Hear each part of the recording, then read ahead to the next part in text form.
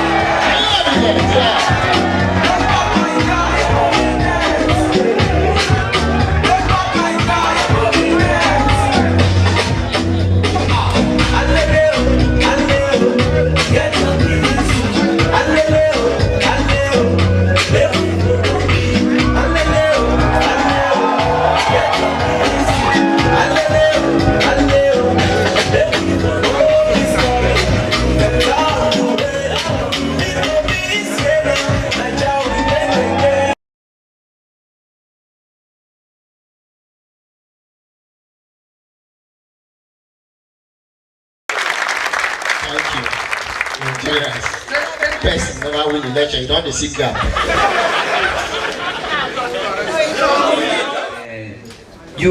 We know you will win unless it is real.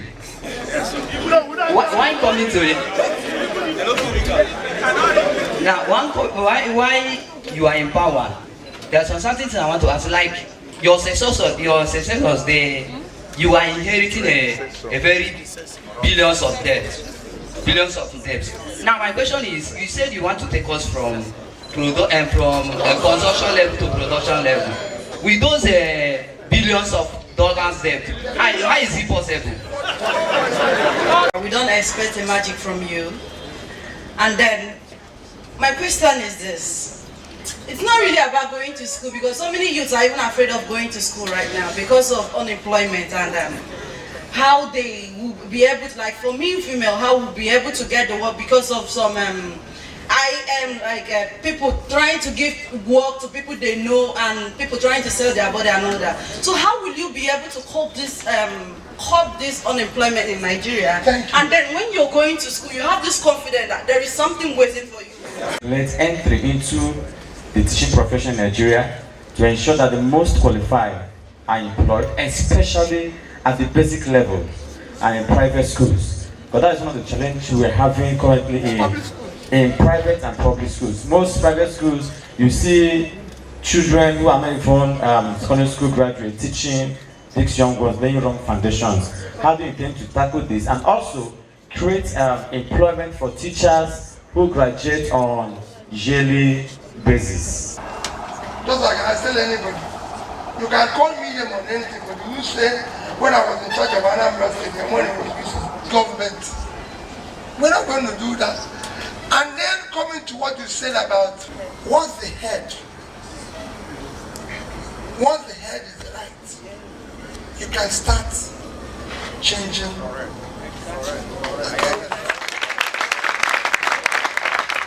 I was a governor. As a governor in Anambra State, I work with 30-member party center for values. Me too at the land.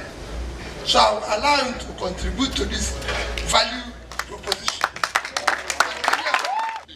Now, all this thing about students being so distant is new in Nigeria. And let me explain. You know, when Macron was elected president of France at 39, I got a call, a remarkable, surprising call from a retired general called Alani Akiriade. Those of us who know Nigerian history will know he was one of Nigeria's most respected army officers. And he said to me, Pat, young people are asking, how come a 39-year-old can be elected in France and at 39 you are still applying for work in Nigeria? And I said to them that part of the problem is that we have not groomed leaders. And the beginning of the grooming of leaders is in universities. If you check the history of all these young men emerging in Europe, in Austria, he named them all.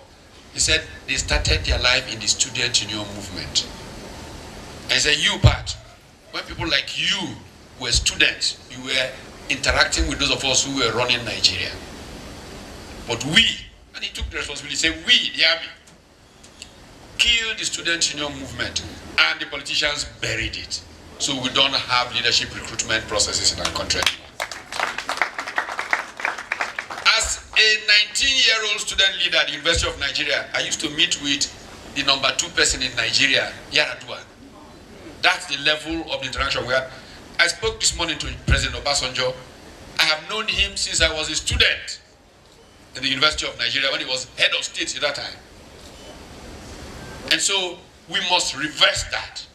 We must give our young people the opportunity to aspire, to engage, interact, and make decisions. I tell you, when every society is in trouble, it turns to its young. When I was leaving the United States to return home in 1982 after my PhD, the average American was in trepidation. President Jimmy Carter's period, wonderful man, but America's economy began to slide. And Americans were going to interviews looking for jobs that were not there. When Reagan won that 1980 election, he unleashed the American spirit and the youth of America arose. And so when I was leaving, the typical American young person will be preparing his CV, apply for a job that was not there. But when I returned on sabbatical many years later, the young senior graduating student was writing his business plan and expecting to be a billionaire before his 26th birthday. The youth of America had created the .com revolution and they saved their country's economy. The youth of Nigeria will do that. We're relying on you to do that. All you need is good leadership, the kind that Peter Gregory Obi will offer. So, let's return to values. You know, values shape human progress. The thing that we don't think about enough is the long term. We are so episodic, so this moment, let me collect that naira and put in my pocket. And so you are going to look for a job in immigration, you pay 1 million naira. The person who is giving you that job thinks, boy, I'm happy, I've hit. But you know what? Because that person is not the kind of person who should be in that position, they will do things that will make their cousins poorer. Values determine whether we can actually go from consumption to production. Because production is about values anyway, the work ethic.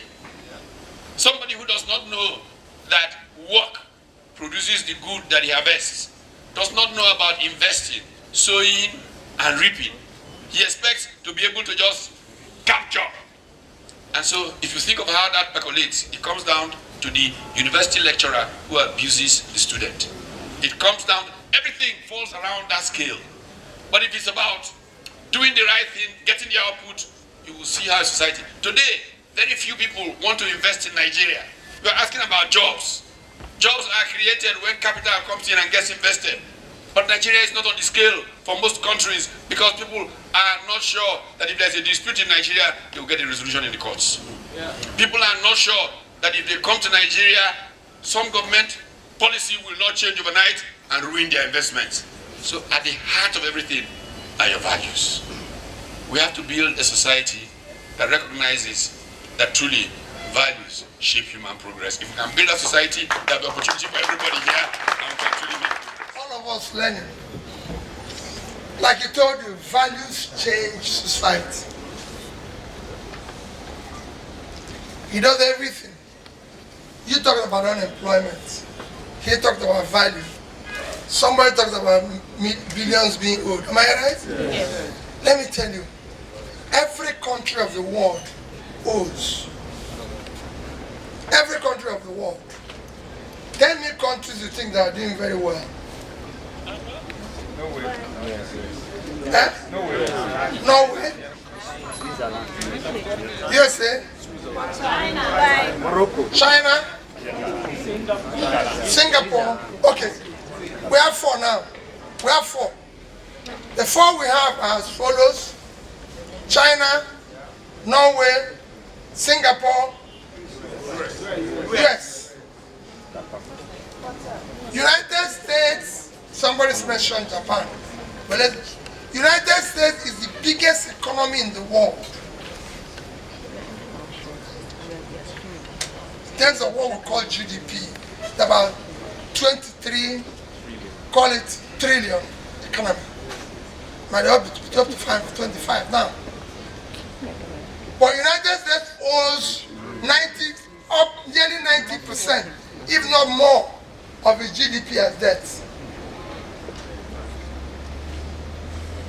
But for you, in a measure of what you call per capita, which is the real measure of, call it wealth, United States average per capita is about $50,000.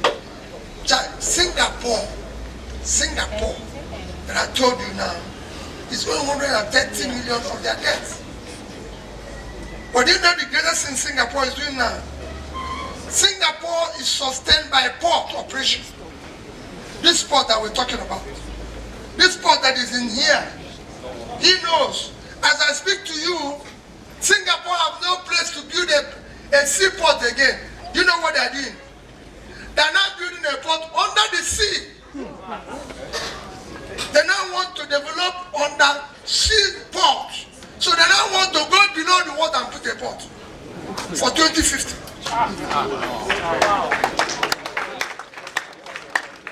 Because they have no land to do the port again. So they say, okay, sit there here. Make you go under and put port.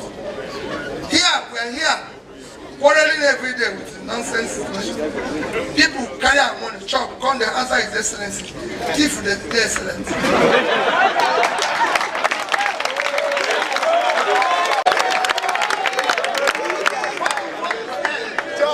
What we want to end is this question of governance. It doesn't cost anything for us to do the right thing. It's in fact actually more difficult for you to do the wrong thing. We want to bring your energy.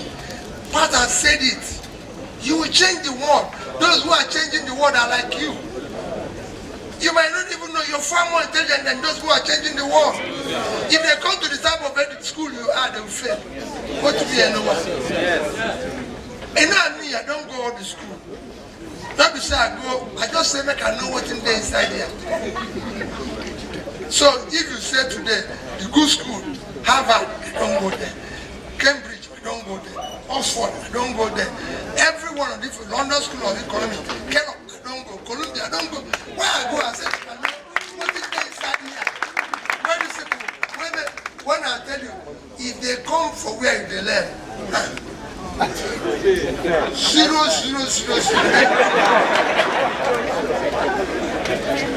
Happy profession. Unfortunately here, we have not decided to invest in education because we have not seen the value of education. Education is critical. It's number one, it's number two, it's number three. You must invest in it. And we're going to invest in it. And you will see it happen. We're not going to promote teachers for what they are. Teachers are one of those things, if you have them in any good society, even to do boss, do everything, they have a special condition and they're well paid. Here we just take teacher. We say the teacher is like, waiting this one come here. That's why we take our professors. This is the only country where councillor earns more money than a professor. This is the only country where we negotiate with bandits, but we can't negotiate with professors. That shows how bad it is. It doesn't happen anywhere in the world. Professors in America earn more money than governors. But here, the local government chairman self, they control professor.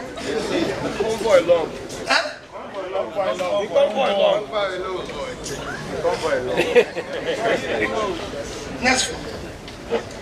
Please, My name is John. I live and work in the United Arab Emirates. And I'm one of the Nigerians that Nigeria has happened to, and I had to go to somewhere else. I'm one of the Nigerians that Nigerians happened to, and I had to go somewhere else for greener pastures. My problem is, I understand I agree. I am a huge supporter of your mandate. I believe in you. I am from Anambra. I saw what you did in Anambra.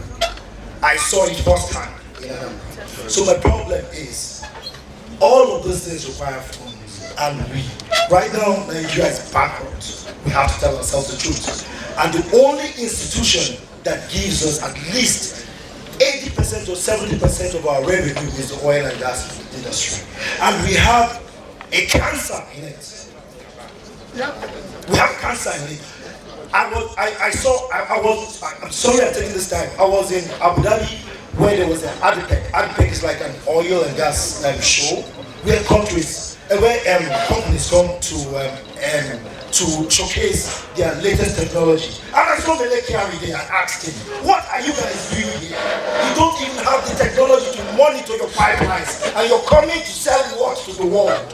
He came with his bunch of entourage, people that just came to spend taxpayers' money.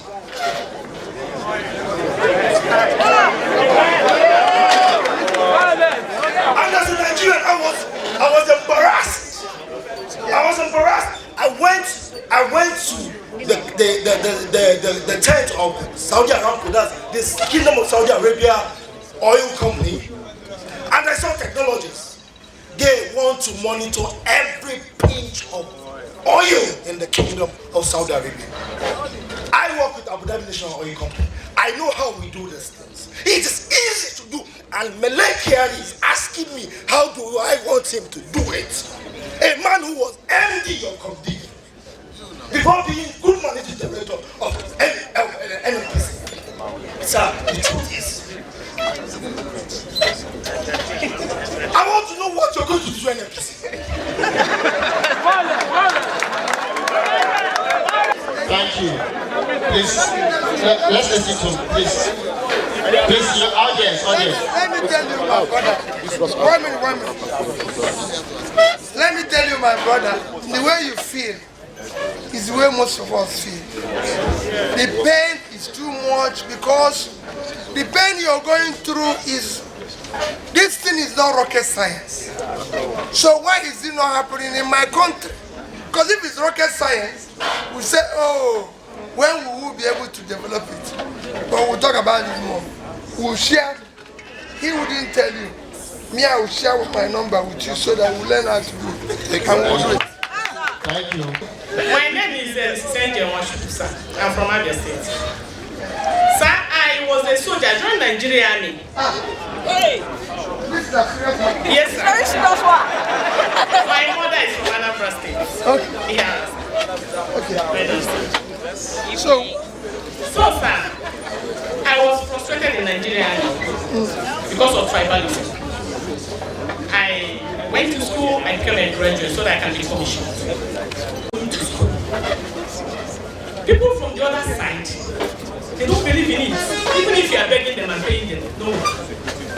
Because of the tribalism in Nigerian army, I love to serve my country. That's why I joined the army. For a woman, the only child of her mother, to join Nigerian army, I paid a price. I suffered in Nigeria because of tribalism.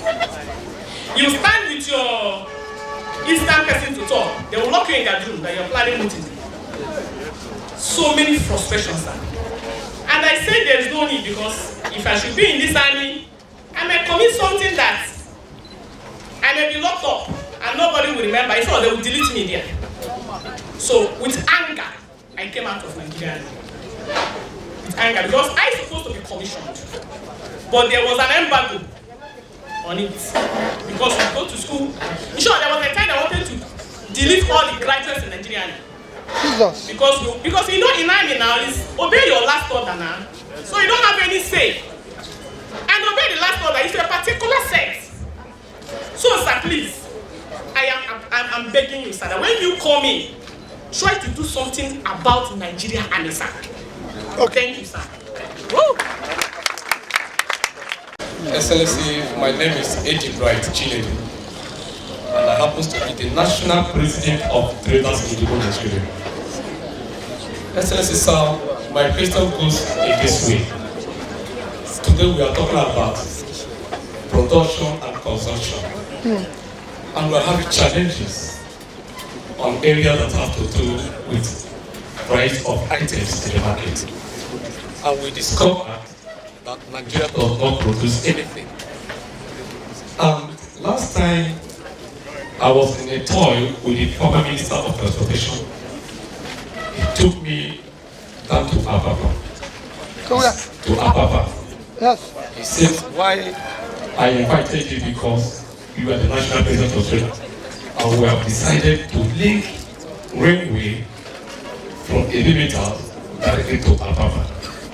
There, the MD of the Massa, MPA, and that of the traces of the audit. And we discovered there was challenge in the very meeting that took place there, where the minister discovered that the price of clearance, the custom duties, are really at the high side.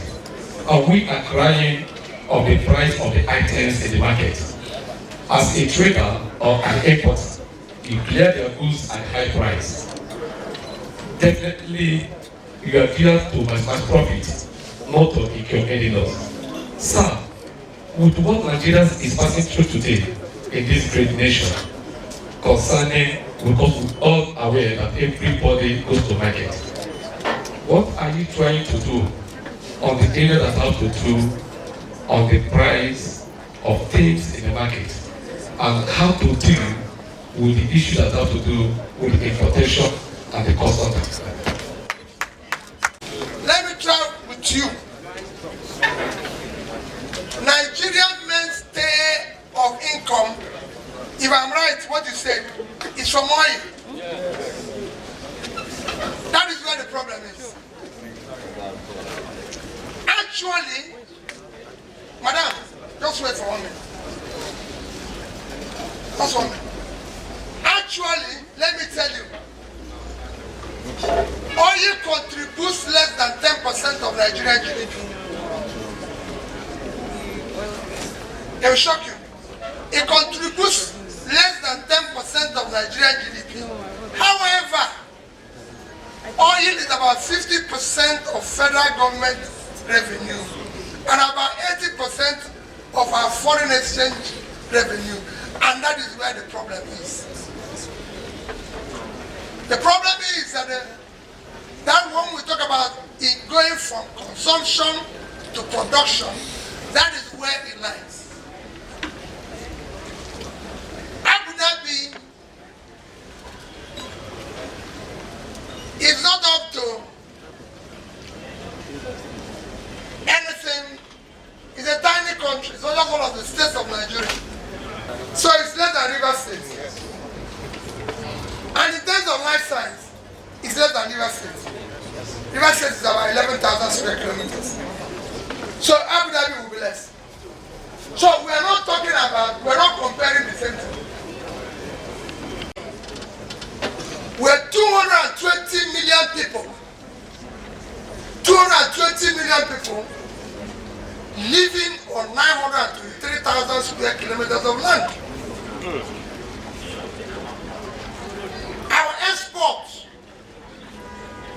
Our exports cannot be dependent on oil, which is a diminishing asset. We have room for more. We have 50%, 60% of our arable land is uncultivated. The biggest economy in America is California. California is not the highest producer of oil in America. It's Texas. Yet Texas is not number one, it's not number two, it's not number three in American economy. California is. And what does California live on? Their major thing is agriculture and knowledge. We have states like Niger. We have states like Boronu. We have states like Taraba. They are among the 10 poorest states we have in Nigeria. Those 3 states can turn around Nigeria. Those 3 of them can make Nigeria richer from the money they get from exports. And increase. We're not producing anything. That's why your price because you're importing everything. That's why it's different. I'll talk about importation.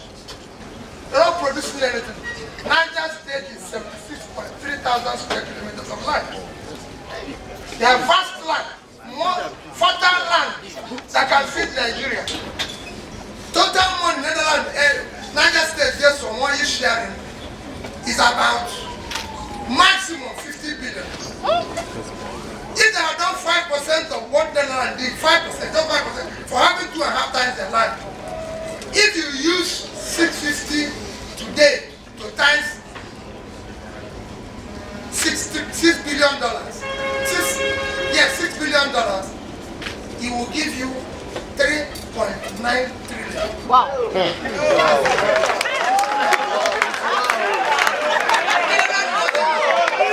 They do not be by my tongue. It is your tongue to take back. Next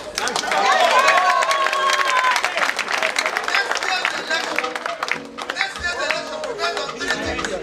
1, on people who can trust. These are some of the things I want to show. You don't want that than music. Let's talk about this. We must sort out this problem. We cannot continue this way. 103 million people living in a country and are poor out of 200. When we have other big countries like China, how can Nigeria have more people living in poverty than China that is 1.4 billion, than India that is 1.4 billion? Every other big country of ours, like ours, are doing well, except us. What happened to us? That is why you people must join hands for us to stop this. It is not for you to go and say, it's not my business, they are going to give me 5,000. 5,000 for what? We don't know.